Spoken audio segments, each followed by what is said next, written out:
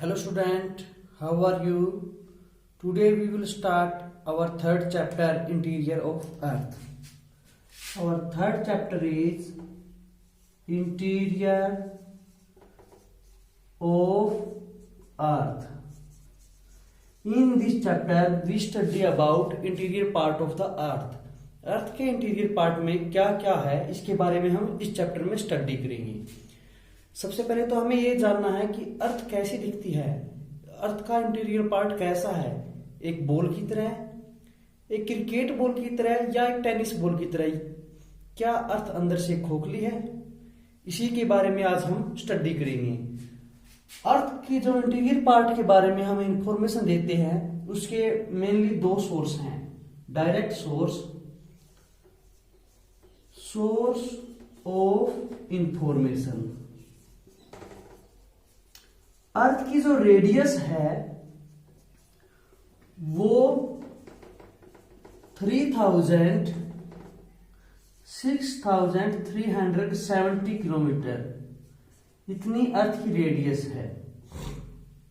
और इतनी रेडियस होने के कारण अर्थ के इंटीरियर पार्ट की हमें जानकारी इजीली नहीं मिलती, क्योंकि डेप्थ के जाने के साथ साथ टेम्परेचर, प्रेशर और डेंसिटी इंक्रीज होना स्टार्ट कर देते हैं और कोई भी जो इक्विपमेंट होता है वो मेल्ट हो जाएगा इतनी डेप्थ में जाने के बाद।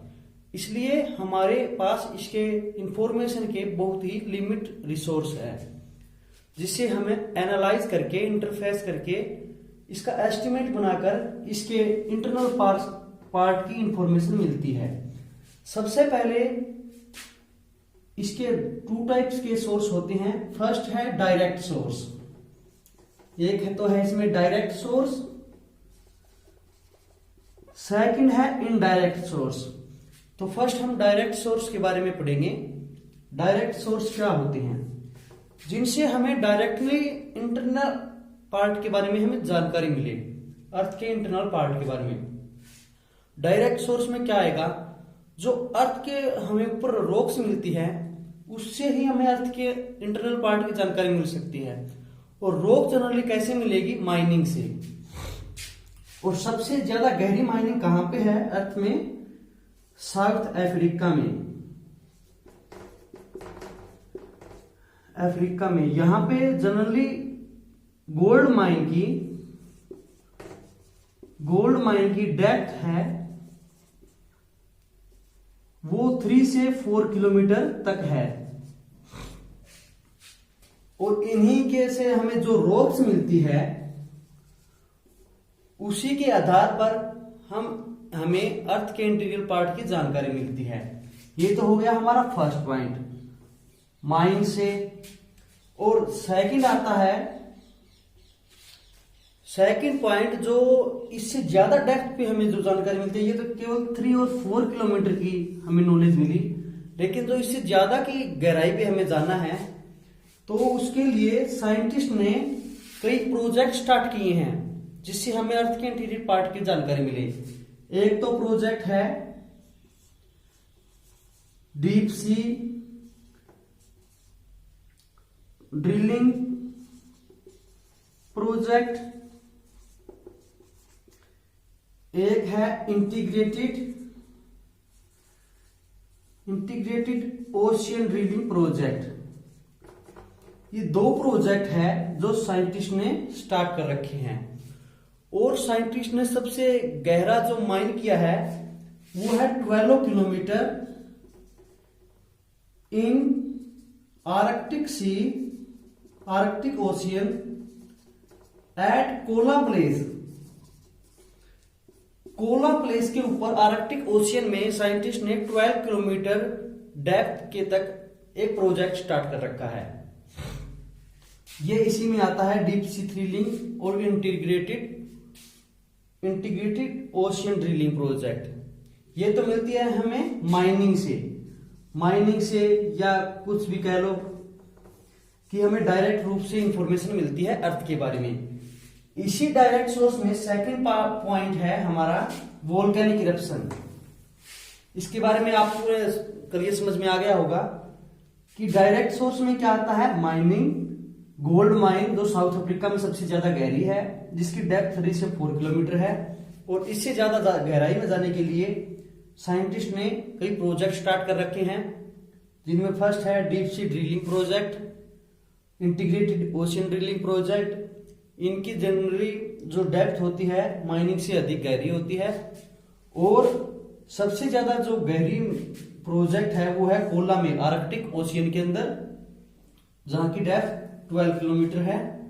और इसके बाद में डायरेक्ट सोर्स में सेकंड पॉइंट है हमारा वोल्केनिक इरप्शन। वोल्केनिक इरप्शन से हमें किस प्रकार इंफॉर्मेशन मिलेगी? वोल्केनिक इरप्शन, वोल्केनिक इरप्शन से क्या होगा? जब वोल्केनो इरप्ट होगा तो इससे मेल्टेड लावा है जो उसके अर्थ के बाहर आएगा। देखिए जैसे कि ये कोई लावा इरप्ट हुआ, वोल्केनो इरप्ट हुआ, और यहां से जो लावा, मेल्टिंग लावा बाहर आएगा स्ट्रक्चर के रूप में, तो इससे हमें अर्थ के इंटीरियर पार्ट के बारे में हमें इंफॉर्मेशन मिलेगी। और यही इंफॉर्मेशन डायरेक्ट सोर्स के रूप में यूज होगी। इसी से हम इसके इंटरनल स्ट्रक्चर के बारे में जानकारी प्राप्त करते हैं वोल्केनो इरप्शन के कारण। ये मेल्टेड मटेरियल होता है, इसको लावा बोलते हैं। डायरेक्ट सोर्स में ये केवल 2 ही पॉइंट थे। इसके बाद में हमारा आता है इनडायरेक्ट सोर्स।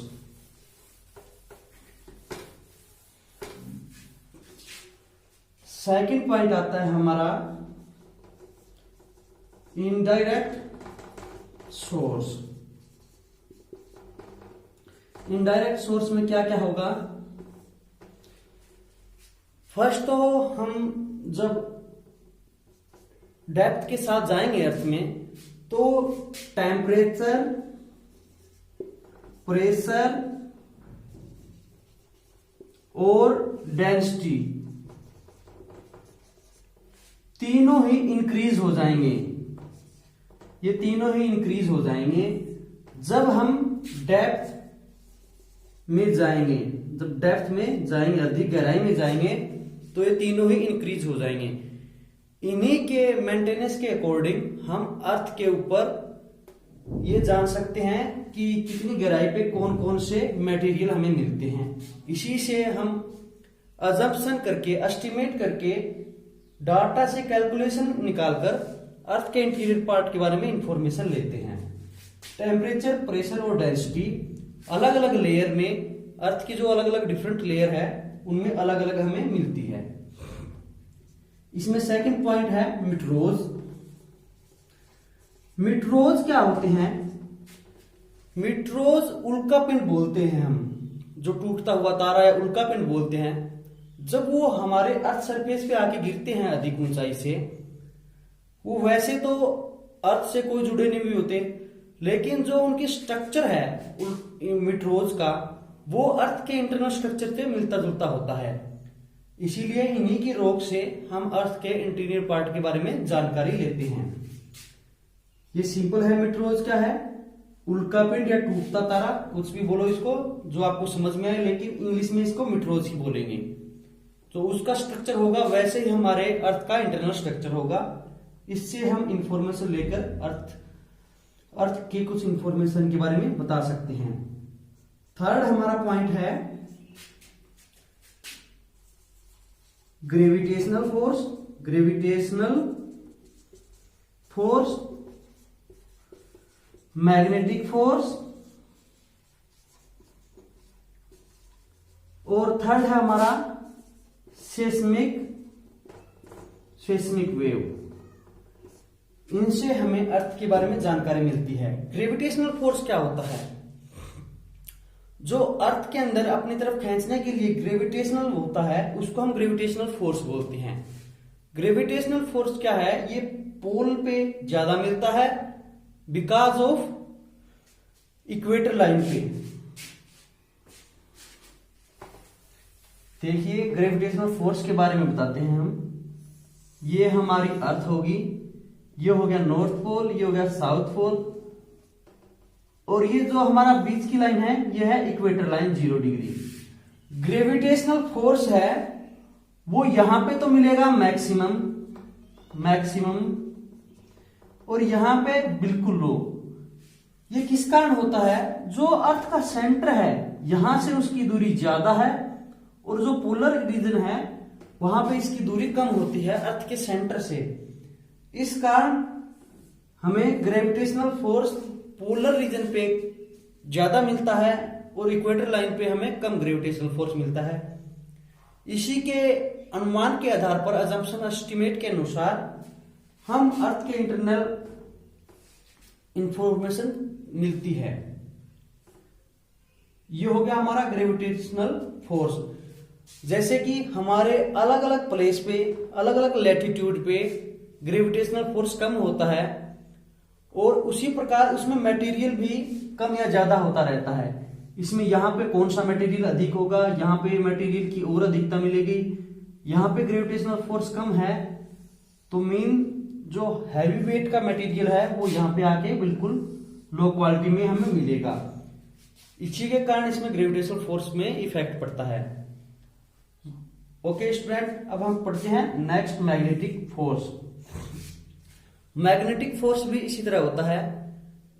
कई प्रकार की मैग्नेटिक एनालिसिस सर्वे किए गए हैं और जहां पे भी मैग्नेटिक फोर्स हमें ज्यादा मिलेगा कि मीन वहां पे मैग्नेटिक मटेरियल अधिक है। बस इसका सिंपल वे से इतना ही हमें बताना है मैग्नेटिक फोर्स के बारे में। और थर्ड आ गया हमारा सेस्मिक वेव। सेस्मिक वेव क्या होता है?